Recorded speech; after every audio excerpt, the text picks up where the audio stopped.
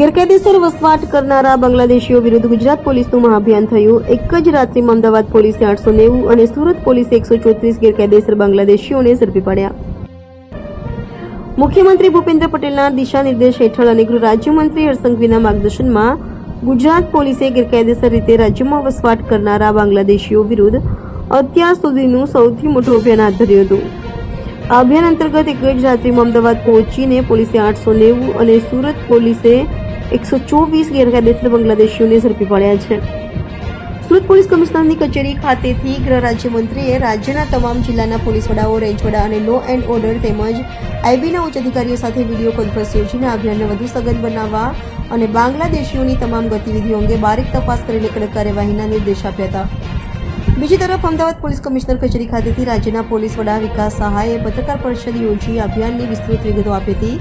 આ ગેરકાયદેસર ઘૂસણખોરોને આશરો આપનારાઓ સામે પણ કડક પગલાં લેવાના નિર્દેશ આપવામાં આવ્યા છે।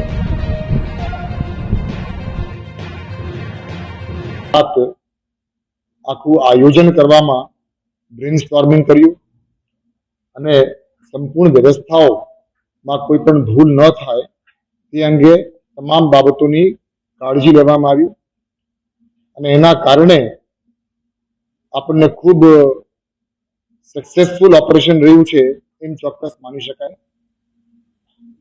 આજે સવારે અમદાવાદ શહેરમાં જે મેગા ઓપરેશન કરવામાં આવી ગેરકાયદેસર બાંગ્લાદેશી નાગરિકોની વિરુદ્ધમાં, એમાં અમદાવાદ શહેરમાં કુલ 890 જેવા બાંગ્લાદેશીઓને ડિટેન કરવામાં આવી છે, જેમાં આશરે 465 કેસ 470 જેવા પુરુષો છે અને બાકી મહિલાઓ છે અને બાળકો છે।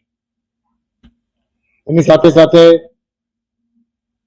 સુરત શહેરમાં જે સર્ચ ઓપરેશન રાખવામાં આવી એમાં પણ સુરત પોલીસને 135 જેવા ગેરકાયદેસર બાંગ્લાદેશીઓને ડિટેન કરવામાં એમને સફળતા પ્રાપ્ત થઈ છે। અગાઉ પણ અમદાવાદ શહેરમાં અને રાજ્યના અલગ અલગ જિલ્લાઓમાં ગેરકાયદેસર વસાવટ કરતા બાંગ્લાદેશીઓ વિરુદ્ધ ગુજરાત પોલીસ તરફથી કામગીરી કરવામાં આવતી હોય છે અને પકડાયા પછી નિયમ મુજબ એ લોકોની ઇન્ટ્રોગેશન થાય છે।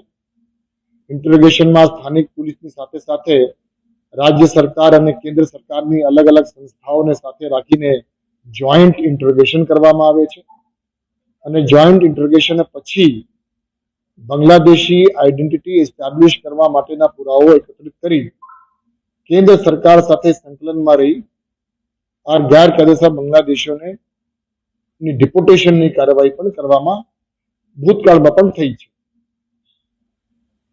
પણ આજે સવારે અમદાવાદ શહેર અને સુરત શહેરમાં જે કામગીરી થઈ છે એ મને લાગે છે સ્થાનિક પોલીસ તરફથી ખૂબ અભૂતપૂર્વ અને ઐતિહાસિક કામગીરી આ દિશામાં કરવામાં આવી છે અને એ બદલ પોલીસ કમિશનર અમદાવાદ શહેર, સીપી સુરત શહેર અને એમના ટીમના તમામ અધિકારીઓ અને તમામ કર્મચારીઓ, પોલીસ કર્મચારીઓને એ ખરેખર અભિનંદનના પાત્ર છે।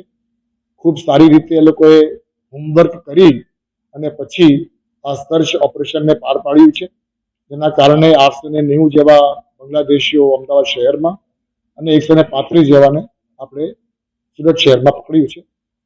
એ લોકોની પૂછપરછ અત્યારે ચાલુ છે।